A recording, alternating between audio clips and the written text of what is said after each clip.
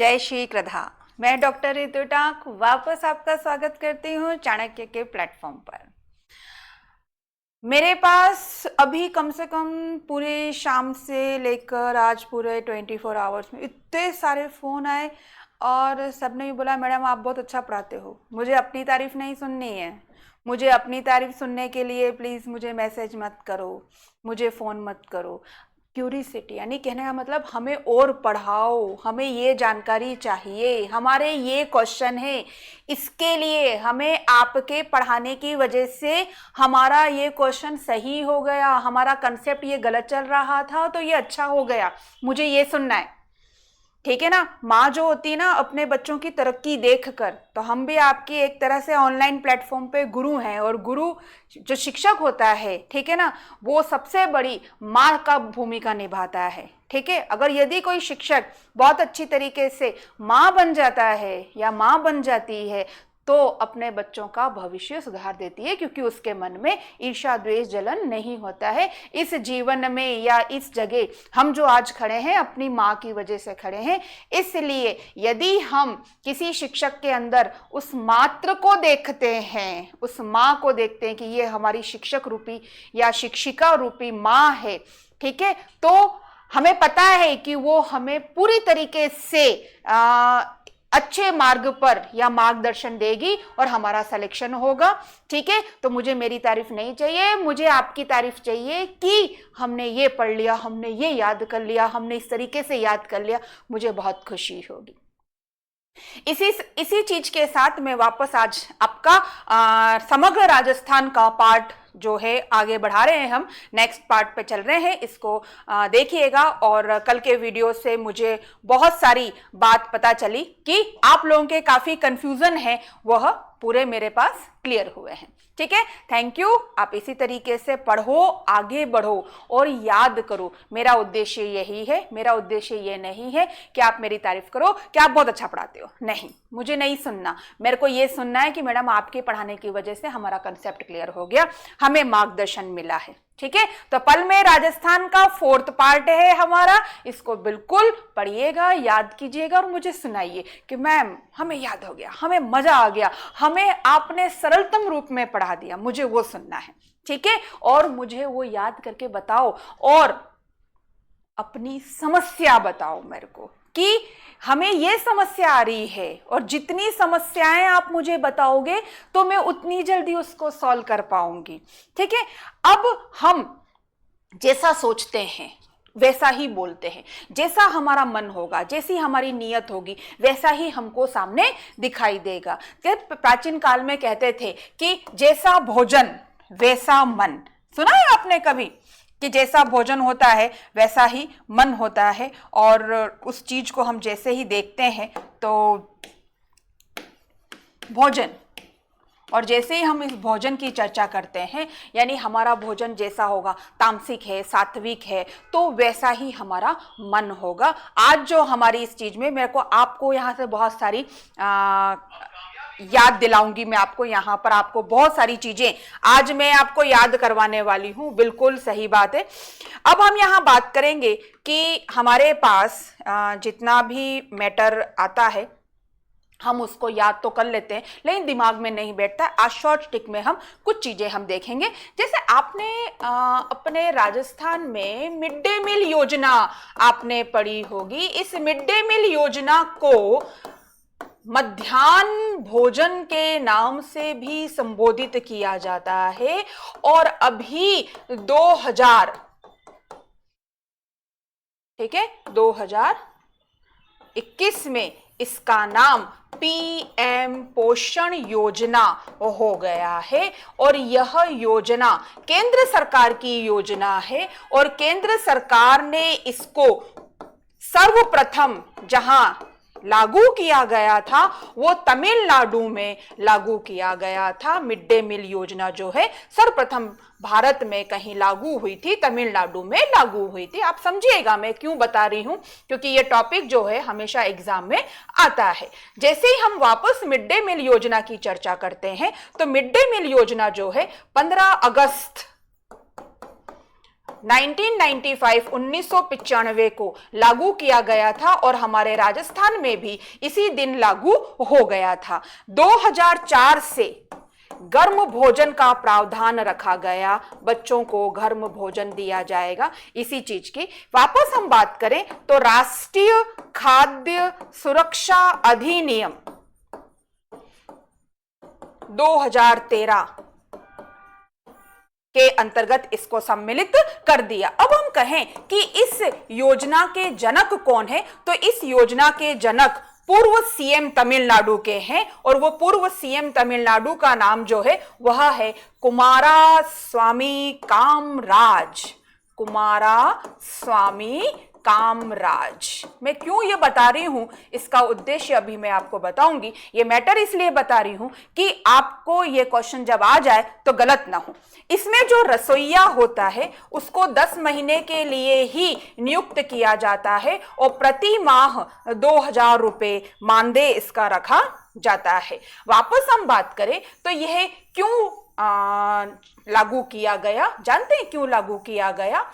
ये लागू इसलिए किया गया कि उपस्थिति बराबर रहे, जाति पाति का जो भेदभाव है वो खत्म हो जाए। ऐसा नहीं है कि वो बर्गर और पिज्जा लेकर आया है तो वो बच्चा खाना नहीं लेके आया है, भूखा है, तो उस असमानता को भी खत्म करना था। महिलाओं को इसमें जोड़ने का एक भागीदारी थी कि महिलाएं इसमें जुड़ेंगी तो उनको रोजगार प्राप्त होगा। ऐसी कई पोषण, जो कुपोषित हो रहे थे बच्चे, अकाल पड़ता था, गरीबी रहती थी, उसकी वजह से बच्चे पूर्णतया भोजन पोषण नहीं मिलने की वजह से इसको लागू किया गया था। और ये बहुत सोची समझी प्लानिंग थी। आप में से जितने भी लोग बीएड होंगे और उसमें से जिन्होंने शिक्षा मनोविज्ञान पढ़ा होगा तो जानते हैं ये भी हमारा एक मनोविज्ञान के आधार पर ही प्रावधान आया था। मिड डे मील योजना आया था, नहीं अभी भी लागू है। और इसी के तहत अन्नपूर्णा दूध योजना भी 2 जुलाई 2018 को लागू की गई। बच्चों को, हाँ जी, बच्चों को दूध दिया जाता है।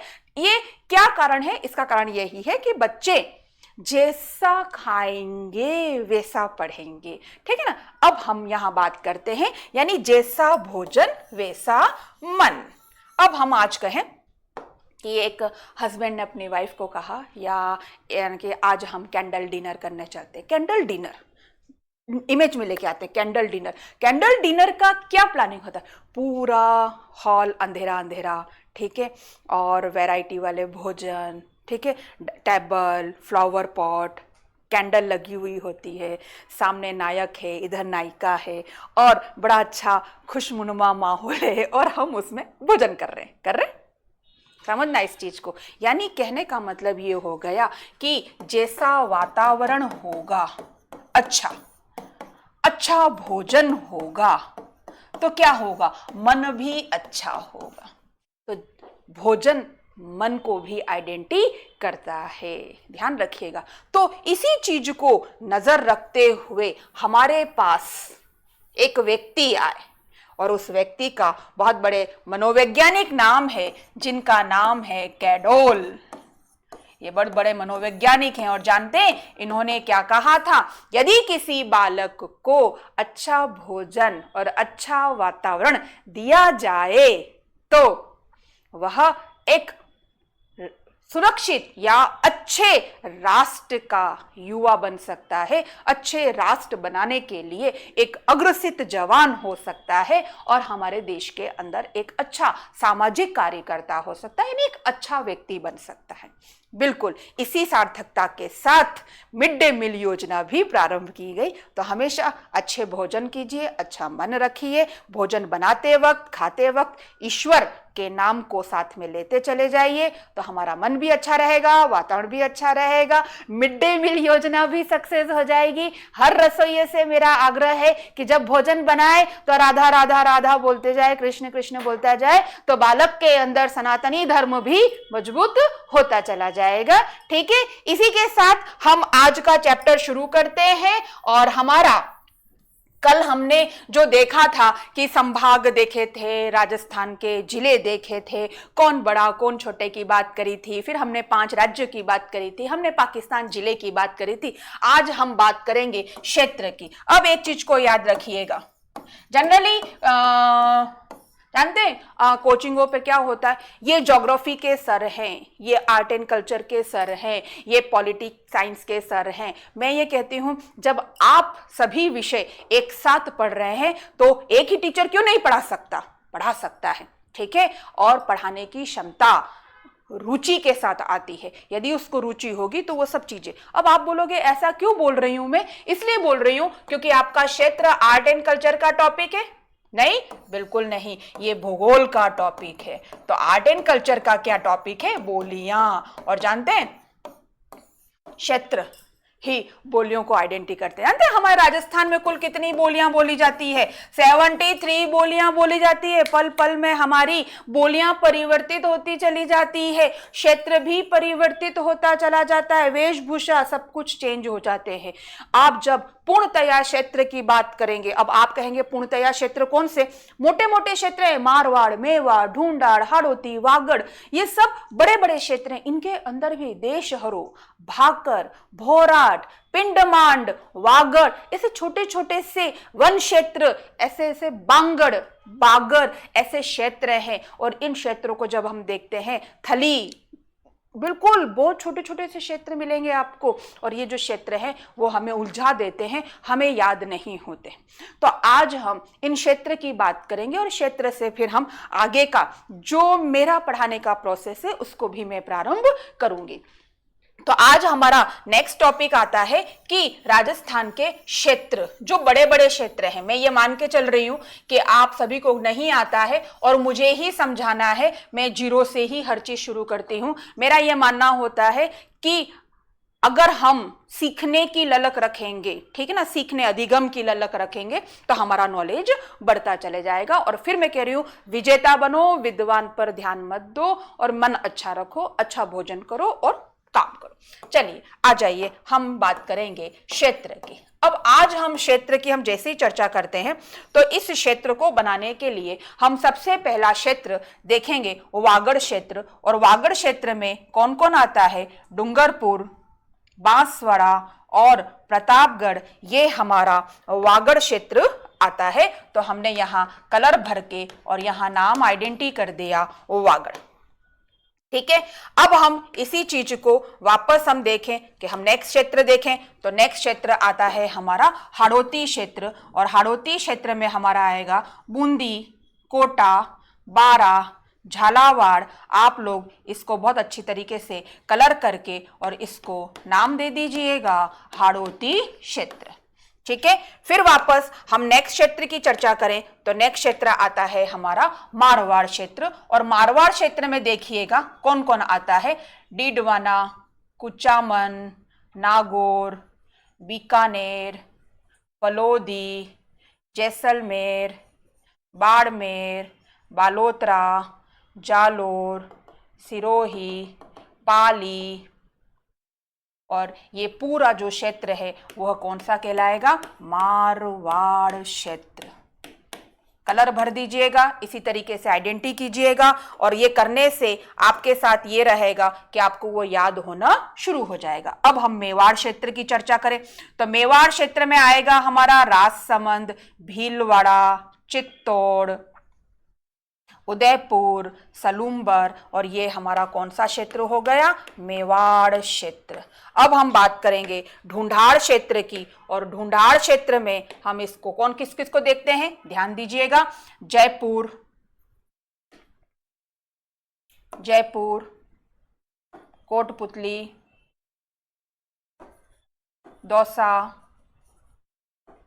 थोड़ा सा सवाई माधोपुर, टोंक, अजमेर, ब्यावर। ये पूरा क्षेत्र जो हो गया वो ढूंढाड़ हो गया।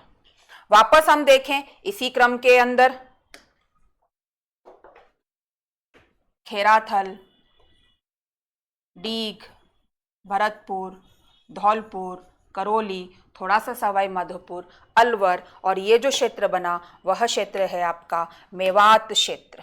कौन सा क्षेत्र आएगा, मेवात, मेवात, ठीक है, मेवात क्षेत्र। अब हम बात करें वापस कि हमारे पास नेक्स्ट क्षेत्र कौन सा है तो ये रहा हमारा गंगानगर, हनुमानगढ़, चूरू, झुंझुनू और सीकर। और ये क्षेत्र बना हमारा कौन सा, शेखावाटी क्षेत्र।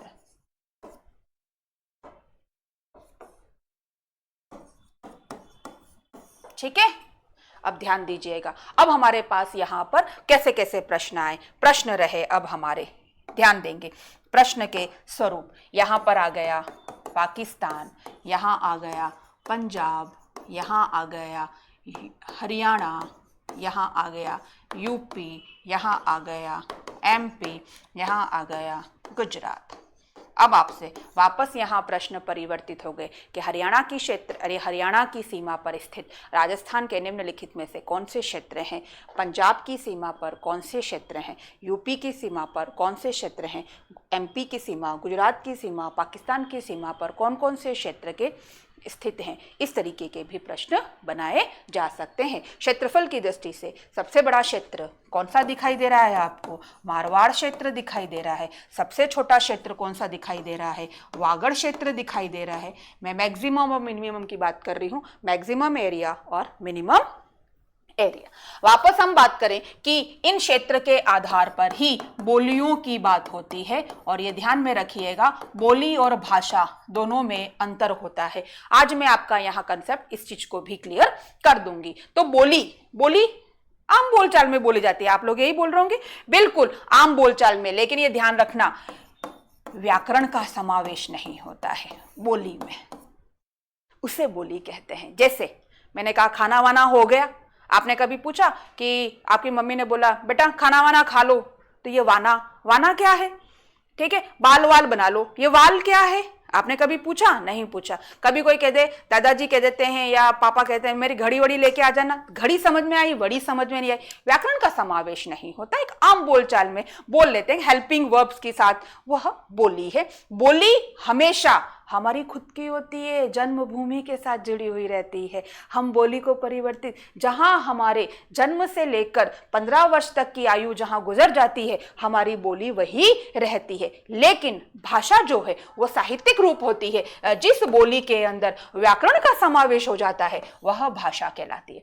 तो पूरे राजस्थान में 73 बोलियां बोली जाती हैं, ठीक है, 73 बोलियां जो बोली जाती है उसके आधार पर हम साहित्य की रचना नहीं कर सकते।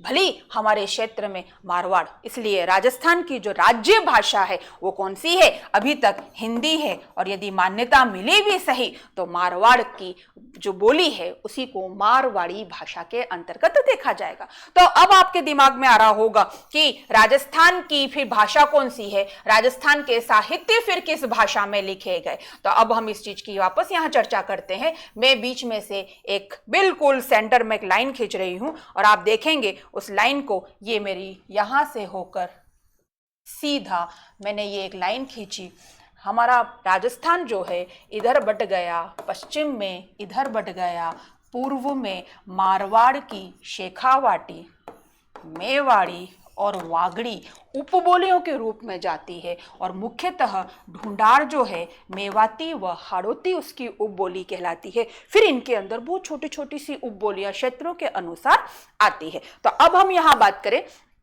कि मारवाड़ की उपबोली मेवाड़ी, वागड़, शेखावाटी। एक बार ऐसा ही हुआ था जब हमारा कोचिंग 2005 में मैंने चाणक्य को भीलवाड़ा में रखा था, तो मैं उदयपुर से वहाँ गई थी, तो मेरा मेवाड़ी बोली के ऊपर थोड़ी कमांडिंग थी।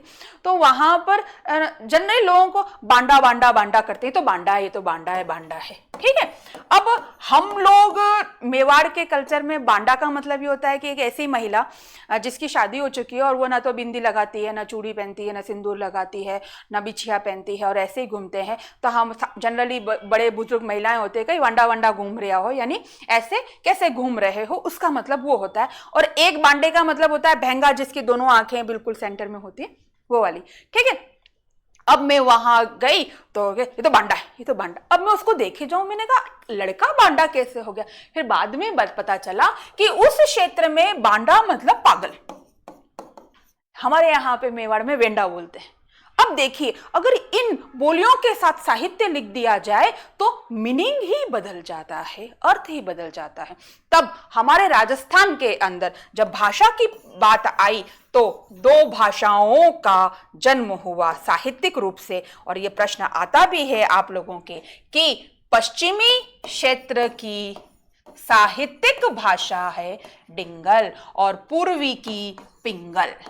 ठीक है, याद रहेगी, डिंगल और पिंगल। डिंगल मारवाड़ी का साहित्यिक रूप है, पिंगल ढूंढाड़ी का साहित्यिक रूप है। डिंगल में जो रस काम में लिया जाता है वो वीर रस काम में लिया जाता है, पिंगल में भक्ति व श्रृंगार लिया जाता है। वापस यहाँ के जितने भी कवि रहे हैं वह कौन रहे हैं? चारण कवि रहे हैं, और यहाँ के जितने कवि रहे हैं वो भाट रहे हैं, ध्यान में रखिएगा। ठीक है, तो हमारे अधिकांश साहित्य जो वीर रस में, तो इसका भी एक शॉर्ट ट्रिक बता देती हूं। यदि किसी साहित्य के पीछे रास आ जाए और किसी के पीछे रासो आ जाए तो समझ जाना रासो मतलब वीर रस डिंगल भाषा में लिखा गया साहित्य है, और रास लिखा हुआ हो तो समझ जाना वो कहीं ना कहीं भक्ति व श्रृंगार से संबंधित है। ऐसे ही राजस्थान की बहुत सारी बोलियां हैं, उनकी भी हम चर्चा राजस्थानी भाषा साहित्य बोलियों के तहत हम करेंगे, और इनके अंदर कैसे कैसे प्रश्न आते हैं उनकी भी हम चर्चा करेंगे। ये मेरा एक बेसिक था जो मैंने आपको बता दिया। अब हम जो आपके सामने वापस जो स्टार्ट कर रही हूं मैं, वो है हमारा राजस्थान, जिसको पढ़ाने का या पढ़ने का एक तरीका होता है। तो अब हम जैसे ही इसकी चर्चा करते हैं, मैं आज थोड़ी सी ब्रीफ बांधूंगी क्योंकि इसको मैं नेक्स्ट क्लास में पढ़ाऊंगी। मैं आज आपके सामने अपना मेरा खुद का बनाया हुआ कॉपीराइट राजस्थान आपके सामने लेके आई हूं, जिसको मैंने नाम ही दे रखा है समग्र अध्ययन। इस पार्ट को मैं अंतिम कर रही हूं, और अब जो नेक्स्ट सीरीज कल से शुरू होगी वो होगी राजस्थान समग्र अध्ययन। आप लोगों से निवेदन है कि आप अपने नोट्स बड़े बड़े अक्षर में बनाएंगे। ठीक है, तो कल जो हम हैं वो इस नक्शे को लेकर पढ़ेंगे, और हमारा कल से प्रत्येक जिले के साथ art, culture, history, economics, geography पूरा कंप्लीट होगा विथ करंट अफेयर्स। ये ध्यान रखिएगा। कैसे होगा, कितना पढ़ना पड़ेगा, रोज का रोज, फिर वापस कह रही हूं 3 टाइम पढ़िए, सवेरे शाम सवेरे शाम सवेरे शाम। विद्वान बनने की जरूरत नहीं है, कंटेंट हर एक लाइन हमें याद करने की जरूरत है। 3 कलर के पेन हमेशा अपने हाथ में रखना, ब्लैक पेन, ब्लू पेन और रेड पेन। रेड पेन हमारा खतरा रहेगा, कैसे खतरा रहेगा उसकी भी चर्चा अभी हम करते हैं। तो अब हम यहाँ पर जो मैं आपको आज थोड़ा सा पढ़ने का एक तरीका बताने जा रही हूँ कि हमें अब कैसे पढ़ना है और हम कैसे इसको याद करेंगे। ठीक है, तो आज मैं आपको यहाँ पर सबसे पहले जो समझाने जा रही हूँ वो है हमारा बीकानेर संभाग। ये रहा हमारा बीकानेर संभाग। तो आज जो हम कल से जो हम पढ़ना शुरू करेंगे वो हमारा पहला रहेगा। ऐसे कॉपी के अंदर बीकानेर संभाग हम टॉपिक डालेंगे, फिर इस संभाग में हम ऐसे पॉइंट बनाएंगे। यहाँ लिखेंगे बीकानेर, फिर लिखेंगे गंगानगर, फिर लिखेंगे हनुमानगढ़, और फिर लिखेंगे चूरू, और फिर इनके वन्यजीव शुभंकर की आइडेंटिटी करेंगे। इसके क्षेत्रफल की बात करेंगे, किसको छूता है किसको नहीं छूता है, इसके आर्ट, कल्चर, लोक देवी, लोक देवता, सब कुछ, नदियाँ, मिट्टियाँ, जलवायु, सब हम इस बीकानेर संभाग के साथ पढ़ेंगे और इसको हम याद करेंगे। ठीक है, इसके साथ हम कल से जुड़ेंगे। आज जितना भी मैंने पढ़ाया है और जो पहले जितना भी पढ़ाया है, त्योहार व तिथियां भी मैंने जो आपको पढ़ाई है उसको भी आप कैसे करेंगे, याद करेंगे। ये हमेशा ध्यान रखिएगा, मुझे मेरी तारीफ नहीं चाहिए, मुझे आपकी समस्या चाहिए। ठीक है, ओके, और आप याद करिएगा मैं आपके साथ हूं। कोई भी समस्या हो तो आप जरूर पूछिए, और आप हर जगह सेलेक्ट हों, यही मेरी शुभकामनाएं हैं। और आप आगे बढ़ते रहिए, मेंटली टेंशन में मत आइए, हल्का भोजन कीजिए, मन अच्छा रखिए, ईश्वर की भी आराधना, योगा वगैरह भी कीजिए, मेडिटेशन भी कीजिए, मेंटली टेंशन से दूर रहिए, गाने गाइए, डांस कीजिए और पढ़ाई कीजिए, और मेरे साथ रहिएगा। Thank you, good night.